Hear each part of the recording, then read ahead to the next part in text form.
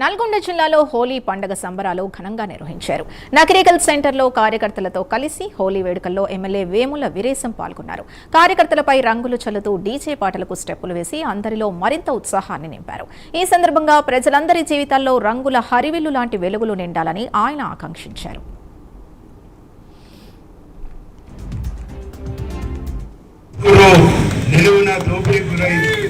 ఈ దోపిడీకి గురైనటువంటి తెలంగాణను సరైన మార్గంలో గాడిలో పెడుతూ ఎంత కష్టమైనా ఎంత బాధైనా గౌరవనీయులు ముఖ్యమంత్రి రేవంత్ రెడ్డి గారు 6 నిమిషాలు కష్టం చేస్తూ 6 నిమిషాలు కష్టపడుతూ ఈ రాష్ట్రంలో అభివృద్ధి అంటే ఏదో చూపిస్తా ఉండు.